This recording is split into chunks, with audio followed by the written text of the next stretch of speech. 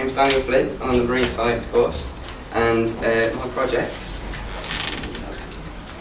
is on. Good enough. Unfortunately, as well, there's a slight printing error. It doesn't quite follow sequence. Too many there. You got a title page? There we go. Sorry. It goes first page, like second page, and then for some reason the third page is on there. Okay, that's fine. I think we're alright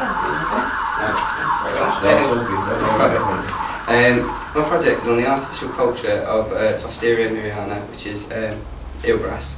The artificial culture in the lab, specifically the effect of sediments on its growth rate. The reason for doing this is because there was a massive disease that wiped through in the 1930s, which wiped out approximately 80% of the eelgrass beds around Europe. Therefore, if we had a culturing, like an artificial culturing program, where we could culture in the lab, if this was to happen again, we could then sort of like reintroduce it back into the wild again to sort of get that population back again. Another benefit to doing that is also with using the different sediments, it'll give us a great idea for new locations to put to introduce eelgrass into. The original idea started out from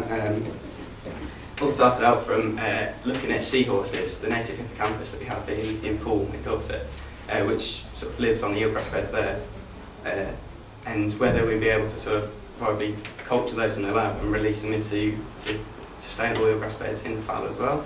So it'd be quite nice sort of introducing seahorses into the Fell, so like boost a bit of tourism and that, as well as having a bit of ecosystem. With the eelgrass beds, especially in the Fell, being protected by the SAC, the MBA, and it being an SSSI site, it's sort of very, very well protected. Therefore, any of these sort of actually taking the eelgrass won't be done from there. It'll only be sort of recording data from there, taking sediment samples from around the outsides of the eelgrass beds. The actual eelgrass itself will come from the Devon mudflats, which is the eelgrass beds there are only covered by the MBA, but we've already been in sort of contact with the MBA, and they seem very sort of excited about it because it's not been done in this country viably before. So there has been one case in California where they've been able to culture eelgrass, but that hasn't been in lab conditions. That's just been sort of outside in sort of a massive seawater vat. They just pump sort of seawater into it and sort of go from out there. Unfortunately, that's not really sort of a constant because you can't control any of these sort of weather factors or outdoor sunshine factors. Therefore, with my one, there's a list of packs there as well. There's a list of equipment I'm going to use, a CTD, a current meter, as well as a light meter, and also a grab sampler, to get all the sample data I need to recreate all the conditions perfectly back in the lab. To go with that, I've got all the equipment that I would need to recreate that exactly. Unfortunately, there can be quite a bit of a pricey process, but luckily, because they've been in contact with the MBA, are quite interested in it. They've been willing to put up a little bit of money already, Craig's told me. And also, I've got a contact from when I used to work in aquatics before, with TMC, which is the bulk cost with the lighting, which sort of I could be able to speak to them, hopefully maybe put forward whether they would like to sponsor us, could be a great sort of bit of publicity for their sort of lighting systems, and hopefully bring the cost down a little bit as well. Luckily, the people who've already spoke to, Lewis, in the first group, he's doing the GIS mapping of eelgrass in the Fell, so I could work with him when he goes out on his boats to do the mapping. I can go and take my CTD data and all sort of the surveys when he does that. As well as that, Jenny and Tom, or Tom that you spoke to just, wants to do feed trials on seahorses. Hopefully speaking to him, because my original idea was that one before, so if I can speak to him and get him to do, is he doing the native seahorses or is he doing... So we start with the tropicals and maybe move on to the natives. Okay, so I might speak to him to see if he can change that a little bit, because with my idea being, sort of the original idea being the seahorses, I'd like to take that on to a third year project, to do the eelgrass in the second year, and then hopefully get to Plymouth and carry on to do to introducing sort of the culture of seahorses into the Fell, So my tank would be absolutely perfect to keep those seahorses once all the eelgrass is going in there. So if he can, I'm doing mine throughout the summer.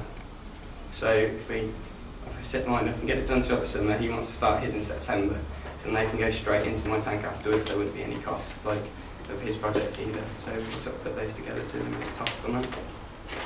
So I think that'd probably be about it really. So is there any other questions at all? Or? Could you just explain what CTD stands for? Oh, conductivity, temperature, and depth. Okay. It's sort of one piece of equipment that you can lower into waters for certain depths, which takes constant readings of conductivity, so like your salt content in the water, and temperature readings as well as your depth level. Why is the eelgrass and Devon Flats accessible to you and in the bay not?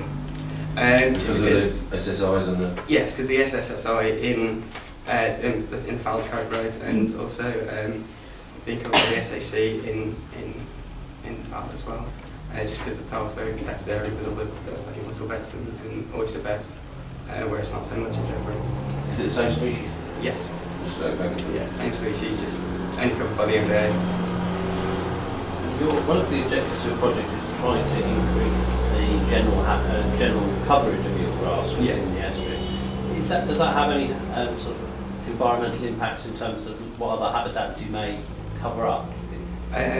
But the habitat that eelgrass will only grow on soft sediment, so like a mixture of sand and silt, which is mainly what mine will be looking at. So there won't be really any cover on there anyway, because all you've got seaweeds. There might be some mussels, but they won't sort of. Might be some oysters, but they won't cover over those oysters. They'll sort of like only sort of help those really, because eelgrass is a very good natural nursery for a lot of species. So you're going to have like a massive draw of sort of lots of young fish, and there'll be lots of sort of like phytoplankton, zooplankton feeding around that area. So it's only going to sort of help out that environment. Okay.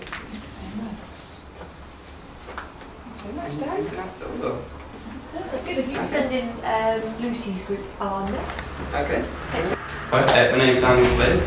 My project bid is the artificial or lab culture of Zestiria muriana, eelgrass, specifically looking at the effect of sediment concentrations on its growth rates.